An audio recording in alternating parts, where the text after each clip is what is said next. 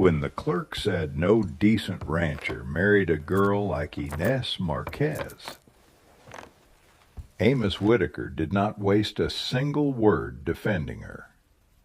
He only set $600 in silver on the scarred wooden counter, one coin at a time, until the room went quiet. The clerk's smile died first, then the laughter, then the scratching of his pen. "Inés is not a bride," the man had said only seconds earlier, loud enough for everyone in the land office to hear. "A Mexican debtor can wash floors, cook in a camp kitchen, maybe disappear behind a saloon curtain if times get hard, but she does not become a wife." Inés had kept her eyes on the floorboards while he said it.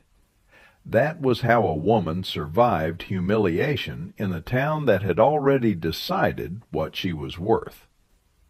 Her father had died 3 nights earlier, leaving behind a chest of worn tools, a string of unpaid markers, and one last debt to the freight broker who had dragged them north from Sonora with promises that turned to chains the moment they crossed the border. She had come to the office expecting to beg for one more week. Instead, she found Amos Whitaker, tall, sun-browned, silent as cut stone. He was not old, and he was not soft. He looked like a man the desert had tried to break for years and never quite managed. Dust clung to the hem of his coat. A scar cut through one eyebrow. His gray eyes were clear and cold enough to make her straighten, even though she was shaking. When she finally forced herself to speak, her voice was barely above a whisper. "My father is gone," she said, "but I can work. I can stretch beans for 3 days. I can keep a fire alive through the night. I can mend. I can keep a house from feeling empty." It was the wrong thing to say in a room like that. Her voice cracked on the last word, and the clerk smirked as if desperation amused him. But Amos kept looking at her as though he had heard something no one else in that room was capable of hearing. "The debt?" he asked. 600, the clerk replied, greedy again now that he smelled money. "And if you want the girl under your roof respectable, there's a preacher 2 doors down." Still, Amos said nothing. He only counted out the silver. The coins hit the wood like hammer blows. Then he took the paper the clerk slid across the desk, glanced at it once, and shoved it back. "Burn that one," he said. "Write a new record. Marriage." The room fell so still Inés could hear the fly buzzing at the window. The clerk stared.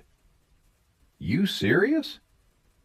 Amos turned his head just enough for the man to see the answer in his face. 10 minutes later, Inés stood in a sun-beaten chapel with a stranger beside her, and a preacher was speaking vows that felt less like promises and more like a line being drawn across the earth. She had no flowers, no family, no white dress, a blue cotton skirt, a shawl that still smelled faintly of her mother's soap, and a pulse that would not slow. When the preacher asked if she agreed, she swallowed and said yes. When he asked Amos, the man's voice came low and certain. "I do." No warmth, no tenderness, but no hesitation either. That frightened her more, because kindness could be borrowed. Certainty could not. By the time they left town, the whispers had already begun. Some said Amos had bought himself a cook. Some said he had lost his mind. Some said a man who lived that far out in Dry Creek needed warm hands more than good sense. Inés climbed into the wagon without looking back. The town shrank behind them, swallowed by red dust and distance. Ahead stretched miles of hard earth, pale sage, dry arroyos, and a sky so wide it made her feel smaller than a dropped stitch. Amos drove without speaking, shoulders squared against the wind, hat brim low. Beside him she sat with her bundle in her lap and tried not to think about what happened to women who were married by bargain. As the sun dropped, the desert changed color by the minute, gold, then rust, then bruised purple. At last his place came into view. Not the grand ranch she had imagined when the clerk mentioned land. A low adobe house crouched against the wind beside a lean-to stable and the corral patched more than once. A hand-dug well, a line of mesquite. Nothing decorative, nothing wasted. It looked like a home built by a man who trusted labor more than luck. Amos tied off the reins and unloaded her small trunk before he spoke. "You get the back room," he said. She blinked. He jerked his chin toward a narrow door inside. "Cot by the stove is mine." That was all. No reaching for her, no claim, no performance of possession. Inside, the house was spare to the point of ache. A scrubbed plank table, two mismatched chairs, iron stove, bedroll, shelves with tin plates and coffee cups. Dust had gathered in corners no one bothered looking at because no one had been there long enough to care. Loneliness lived in that house as plainly as the stove. Amos carried in a sack of flour, hung his hat, and disappeared outside to tend the horse.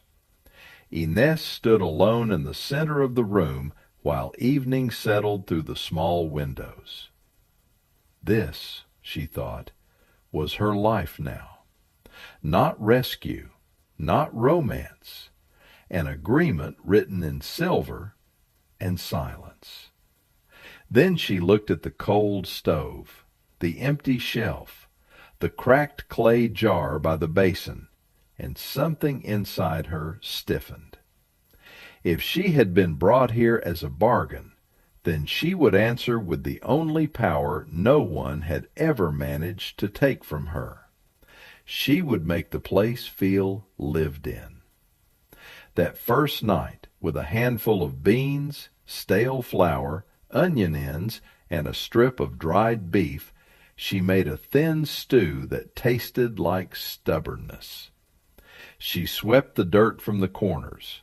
She wiped the table twice. She heated water. By the time Amos came back in, the house smelled faintly of garlic and toasted flour instead of dust. He stopped just inside the doorway. Not dramatic, not even visible unless you were looking for it. But he stopped. Then his eyes moved from the steaming pot to the clean table to her. He took off his gloves slowly. And for the first time since the clerk insulted her, Inés felt the slightest crack open in her fear. Maybe she had not been brought here to be loved, but perhaps she had not been brought here to disappear either. The days that followed did not soften all at once. They changed the way dawn changes the desert, by degrees so small you only recognize them after the light has already moved. Amos rose before sunrise, drank black coffee, and went out to the corrals with the same stern, deliberate quiet he brought to everything else. Inez learned his rhythms before she learned his thoughts. She learned which boards in the floor complained, which hinge needed lifting, which kettle hissed too fast, which horse favored its left hind leg, which cup he reached for without looking. The pantry told her what kind of man he had been before she arrived. Beans, salt pork, cornmeal, coffee, flour. Enough to survive, nothing chosen for pleasure. She began to change that, slowly, carefully, never wasting, never asking for praise. She baked flatbread on the iron comal her mother had carried north in a wrapped blanket. She simmered beans with cumin and onion until the whole house smelled warm instead of empty. She saved bacon fat, dried orange peel, herb stems.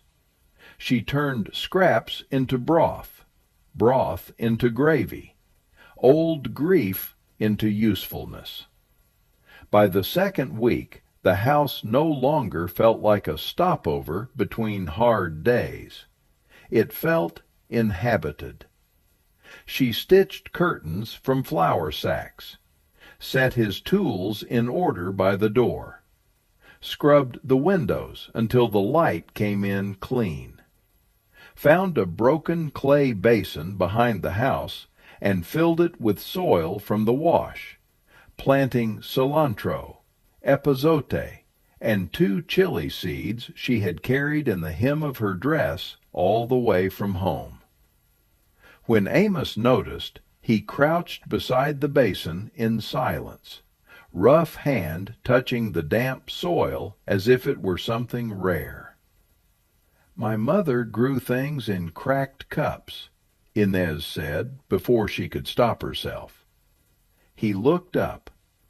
That was the first real conversation they had. Not long, not graceful, but real. "Mine kept peach pits in jars," he said. "Said a man shouldn't trust land until he'd buried something in it." Then he stood and went back to work, as if offering that sentence had cost him more than lifting feed sacks. Still, Inez carried it with her all day. A week later he returned from town with a bundle wrapped in brown paper. He set it on the table and pretended not to watch her open it. Inside were cinnamon sticks and a little paper sack of piloncillo sugar. For a moment she could not breathe. The scent alone almost undid her. It was kitchens before dawn, her mother's hands, feast days, safety.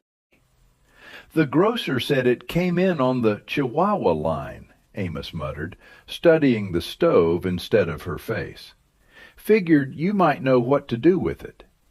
It was an awkward sentence, a clumsy gift, and the most tender thing anyone had done for her in years.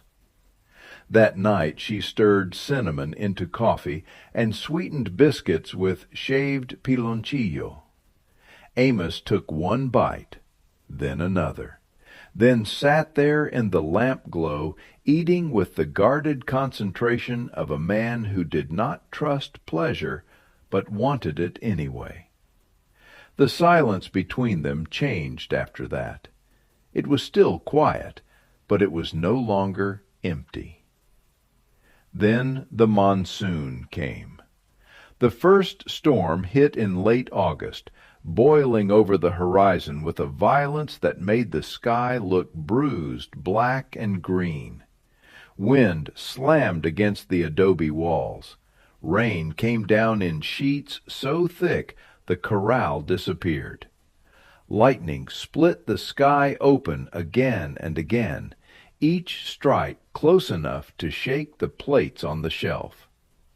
Amos had just gotten the mare into the lean-to when he heard the animal scream.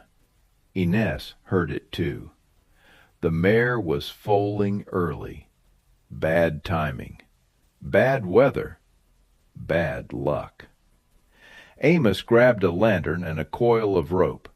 "Stay inside," he snapped. But Inés was already at the cupboard, snatching clean cloths, a bottle of lamp oil, and the sharp little knife she used for kitchen work. "If the foal turns wrong, you need another pair of hands," she said. He opened his mouth to argue. Then thunder hit so hard it rattled the door off its frame. He looked at her once, saw she would not back down, and thrust the lantern into her grip. "Stay on my left." The yard had turned to sucking mud. Rain lashed their faces. The wind tried to wrench the lantern from her hand as they fought their way to the lean-to. Inside, the mare was wild-eyed and trembling, flanks heaving, legs kicking straw and water everywhere. One look told Inés what Amos already knew. The foal was stuck. For the next hour there was no room for fear, only work.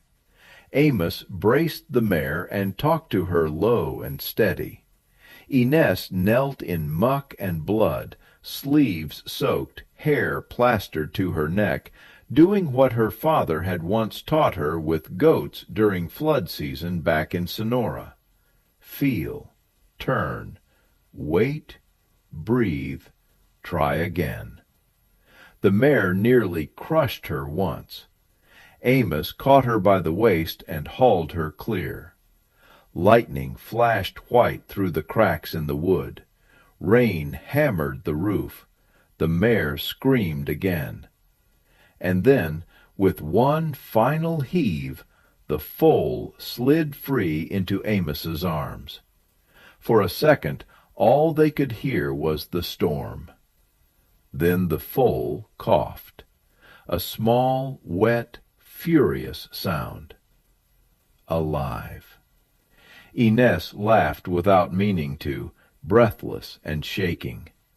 Amos looked at her across the straw, his shirt plastered to his chest, his face streaked with rain and mud, and something broke open in his expression, something startled and bright and almost boyish.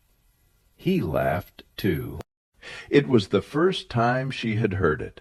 By the time they got back to the house, both of them were soaked through. Amos made her sit by the stove while he fed more mesquite into the fire.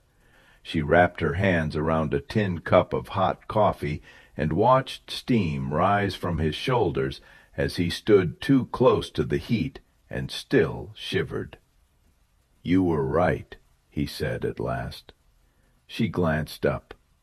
"About the second pair of hands." The words were simple, but they landed somewhere deep. From then on, something unspoken held between them, not ownership, not obligation, but trust born in mud, thunder, and the first shaking breath of a life they had saved together. By the time the roads dried enough to travel, Dry Creek was in trouble. The storm that had saved Amos's herd had wrecked the freight bridge 20 miles east. Supply wagons stopped coming. Flour doubled in price, then vanished. Coffee ran out, then lamp oil, then dried apples, then medicine. The town, which had always carried its prejudice like a habit, now carried hunger too. Hunger made people meaner before it made them humble. When Amos hitched the wagon for town, Inés asked to go with him. He studied her for a long moment. "They'll stare." "They already do." He gave a slow nod and helped her up beside him. Dry Creek looked smaller than she remembered, and harder. Dust mixed with drying mud in the street. Two children sat on the general store steps with blankets wrapped around their shoulders despite the heat, both coughing into their sleeves. Men argued over cracked sacks of grain. Women measured beans with the bleak precision of people calculating how long their cupboards could lie for them. And when Inés stepped down from the wagon, the old silence fell. Not the silence of respect, the silence of judgment. Only now there was something else under it. Need. Inside the store, Mrs. Talbot, who had once pulled her son closer when Inés walked by, was begging for flour the grocer no longer had. Near the counter, a little girl with fever-bright eyes leaned against her mother, too tired to stand straight. On the shelf behind them sat Amos's order from weeks earlier, the last sack of cornmeal the grocer had held back because Whitaker always paid cash. The mother looked at it the way starving people look at bread in windows. Inés felt the gaze like a hand around her throat. No one apologized. No one welcomed her. But their suffering was real enough to strip the bitterness from every old insult until only the human cost remained. On the ride home, the wagon wheels groaned under what little Amos had managed to buy. Neither of them spoke for miles. Red evening spread over the desert in long bands of dying light. At last Inés looked into the bed of the wagon, at the beans, squash, onions, dried hominy, and smoked meat they had stored carefully for winter. "We have enough," she said. Amos kept his eyes on the road. "For us," he answered. She held that for a moment. "More than some." He said nothing. The house was quiet when they returned, but her mind was louder than the storm had been. She could still see the little girl's eyes, Mrs. Talbot's stiff face, men with empty hands pretending anger was stronger than fear. They had despised her when she first came to town. They had measured her, dismissed her, spoken around her as if she were already beneath the floorboards. And now she was thinking of feeding them. The thought was as foolish as it was unavoidable. She stood in the pantry after dark, one hand on a sack of hominy, and felt the old voices rise inside her. Do not give away what keeps you alive. Do not offer warmth to people who would not have offered it to you. Do not mistake cruelty for something kindness can heal. Then she remembered the day she arrived in Dry Creek with her father already dying, the storekeeper refusing credit, the glances that slid over her as if she were unclean. She remembered how terror felt in the body, how it hollowed you out. By the time Amos came in from checking the well, she had made her choice. "There is enough to make a pot big enough for the church hall," she said, facing him squarely. "Hominy, pork, chilies, onions. If I soak the beans tonight and start at dawn, I can make it feed everyone who comes." He took off his gloves slowly. "Everyone?" he asked. "Yes." "The same people who called you names in front of me?" Her throat tightened. "Yes." He leaned a hand on the table, studying her with that unnerving stillness he had worn the day they met. "They don't deserve it." "No," she said, "but hunger is still hunger." He looked toward the pantry, toward the careful stores that meant safety, then back at her. This was the moment, Inés knew, when a different man might laugh, or refuse, or tell her softness had no place in a hard country. Instead, Amos walked to the shelf, lifted down his biggest iron pot, and set it on the table between them with a dull, ringing thud. "What do you need?" It was such a small sentence, but it felt like being seen all the way through. Before sunrise, she was already at work. She browned pork until the edges crisped dark, roasted green chilies directly over flame until the skins blistered and blackened, added garlic, onion, cumin, hominy, beans, marrow broth, and every lesson her mother had ever taught her about making something humble taste like mercy. By noon, the adobe house smelled so rich and alive it seemed impossible that the world outside could still be cruel.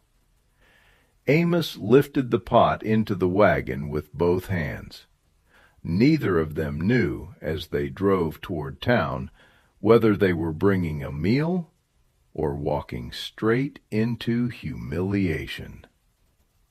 The church hall in Dry Creek was nothing but plank walls, a rough pulpit, and rows of benches polished by years of elbows and prayer. That day it smelled like damp wool, dust, and suspicion. People came because word of food travels faster than pride. They stood in clumps near the walls when Amos and Inés carried the pot inside. Men removed their hats, but not their distrust. Women kept children tucked close. Every face in the room carried the same hard question. Why would she feed us? Inés did not answer it. She tied on her apron, lifted the ladle, and began. The first bowl went to the feverish little girl and her mother.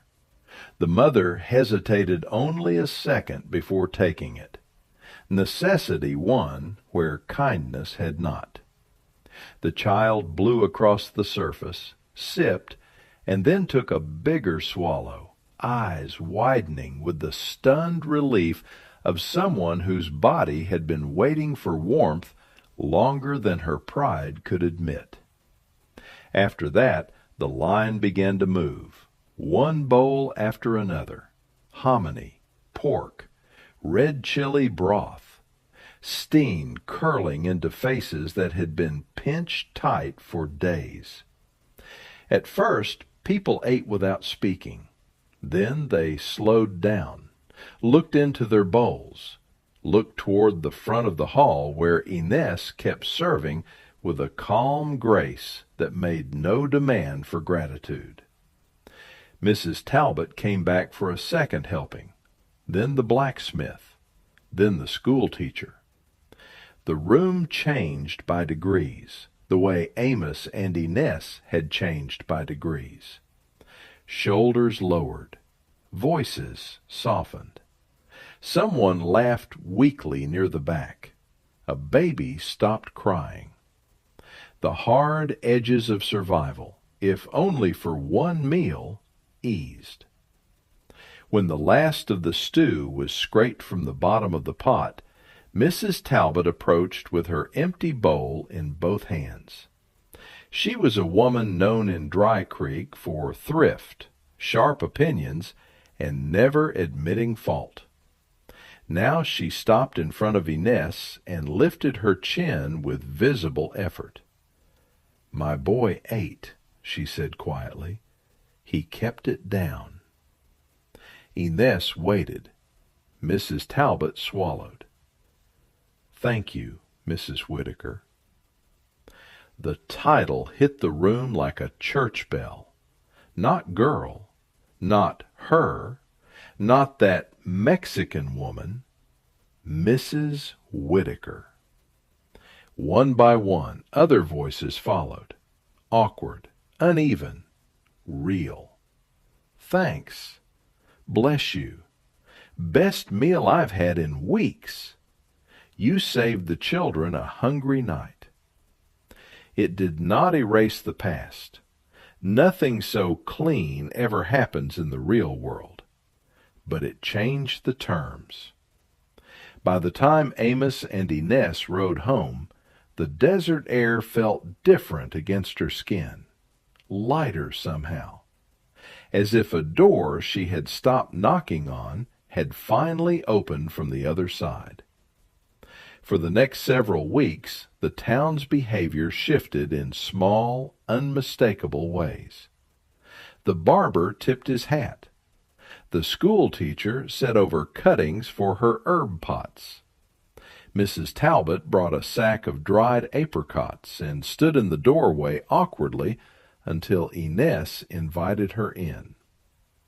Amos said little about it, but she noticed the way his mouth changed when he saw people greet her by name. It should have been enough. It almost was. Then the past arrived, dressed like a gentleman. Amos said little about it, but she noticed the way his mouth changed when he saw people greet her by name. It should have been enough. It almost was. Then the past arrived, dressed like a gentleman. His name was Esteban Salazar, and he stepped off the stagecoach in polished boots that did not belong in a place like Dry Creek. His coat was city-cut, his hair brilliantined, his smile thin as wire. He asked 3 questions at the saloon, bought a drink for the wrong man, and by sunset he knew exactly where to find the woman he had come for. He cornered them outside the mercantile the next morning while Amos was loading feed sacks. "Inés Márquez," he said in smooth Spanish, as if greeting an old friend. "I wondered how long you thought you could stay lost." The blood left her face so fast she had to grip the wagon rail. Salazar had arranged the papers that brought her father north when drought emptied their farm and debt chewed through what was left. But the real bargain had never been transportation. It had been her. Work, he had said then, domestic service, respectable placement. The kind lies men tell when they need frightened people to keep moving. Amos stepped between them before she could speak. "She's my wife." Salazar gave a soft, contemptuous laugh and switched to English, making sure everyone in the street could hear him. "Wife? No. She is collateral. Her father pledged service against what he owed. I have the contract." He drew a folded document from inside his coat and held it up. A few months earlier, that paper might have been enough. A frightened town would have watched and looked away. But not now. Mrs. Talbot emerged from the mercantile holding a parcel of thread. The blacksmith came out of the livery. 2 ranch hands crossed the street and stopped near Amos without being asked. Faces appeared at windows, on porches, in doorways. Not curious, protective. Salazar felt it too. The faintest crack appeared in his smile. "She belongs with me," he snapped. "No," Inés said. Her voice was clear, stronger than she had ever heard it. She stepped around Amos until she stood where the whole town could see her face. "I belonged to debt once. Not any more." Salazar took 1 step toward her. Amos took one step forward, too. Then Mrs. Talbot's voice cut through the street like a whip. "She fed our children when we had nothing," she said. "You don't get to drag her anywhere." A murmur of agreement rolled outward. The blacksmith folded his arms. "Best turn around." For the first time, Salazar understood that the paper in his hand had become weaker than the people standing in front of him. Still, he sneered. Debt is debt. Amos reached into his coat, pulled out the same leather pouch he had once set on the clerk's counter, and threw it at Salazar's feet. Silver spilled into the dust. "There," Amos said, voice flat and deadly. "Count it if you like." "You like. Then get out of Dry Creek." Salazar looked down at the coins, at the boots surrounding them, at the faces that were no longer willing to let cruelty hide behind paperwork. His jaw tightened. He snatched up the pouch and backed away, all polish stripped from him now that no one feared it. But as he turned, Amos spoke again. "Not my land," he said, glancing toward the gathered town. "Our town." That was the moment the last lie broke. Not the contract, the old lie that Inés was alone. They rode home in silence, but it was not the silence of strangers or bargains. It was too full for that. The desert had begun to soften toward autumn. Gold light lay over the mesas. The wash behind the house still held enough moisture for green to surprise the eye in patches. By the kitchen wall, the chili plants Inés had nursed from seed lifted thin, stubborn stems above the soil, leaves trembling in the evening breeze.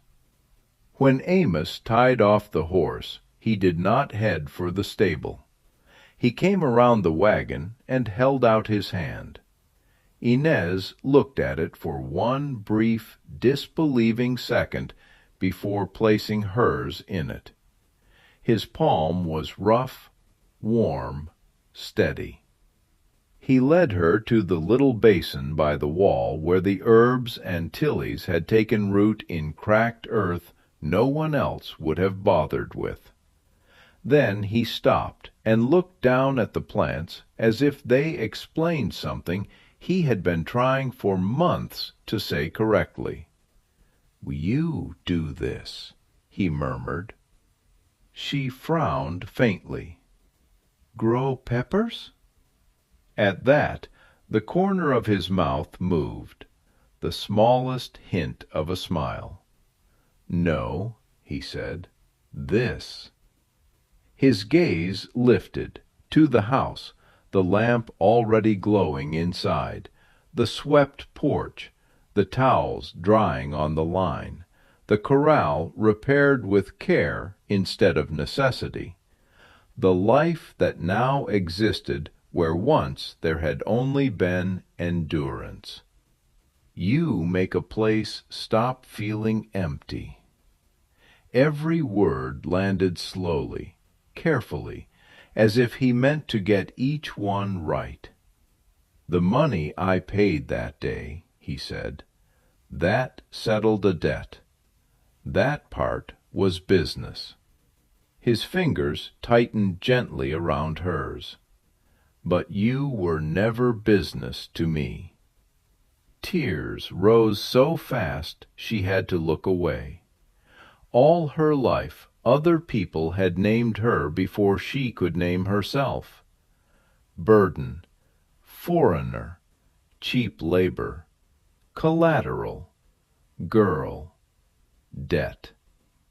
Amos lifted his free hand and touched her cheek with the same reverence another man might have brought to prayer. "Inez," he said, voice low and rough, "you are my wife. Not because some clerk wrote it down, not because a preacher said it in a hot little church, because you are." The tears spilled then, hot and helpless, not from fear, not from grief, from the unbearable relief of finally being loved in the place where the world had expected her to vanish. She laughed once through the tears, and Amos, who had once seemed carved from desert rock, looked almost shaken by the sight of it. Then he bent and kissed her, not hungrily, not like a man claiming what he owned, like a man coming home. Sure, and patient enough to honor everything they had survived to get there, the bargain that was never the whole truth, the storm, the hunger, the public scorn, the crowd that finally stood with them, the long, quiet work of building trust, one small act at a time. When he drew back, his forehead rested against hers. Behind them, the last light burned red over Dry Creek, and ahead of them the house waited, warm, lived in, no longer his or hers alone. The people in town would probably still stumble. Prejudice does not vanish in a single afternoon. Pride does not become grace overnight. But something irreversible had happened. A woman they had once treated like an object had become the clearest proof of what kind of people they wished they had been all along. Not because she shouted them down, not because she humiliated them, because when they were frightened and hungry, she fed them anyway. That was the miracle they had not expected, not magic, not grand revenge. Moral courage so steady it altered the shape of a whole town. Inés never won by becoming harder than the world. She won by refusing to let the world decide what tenderness was worth. She answered contempt with competence, isolation with care, emptiness with home. And in doing so, she changed more than her own fate. She changed the measure of everyone around her. Sometimes the deepest revolutions do not begin with speeches or violence. Sometimes they begin with a swept floor, a lit stove, a meal placed into shaking hands. Sometimes the bravest thing a person can do is remain generous in a place that has given them every reason not to be. So remember Inés Márquez the next time life tries to reduce someone to the worst name the world has for them. Remember the woman in the faded blue dress who crossed a desert under debt and still had enough heart left to feed the people who looked down on her. Because the labels handed to you in your hardest season are not the truth of your life. The truth is what grows under your care. The truth is what survives when kindness would have been easier to bury. And the truth, if you keep tending it, can turn even the harshest ground into home.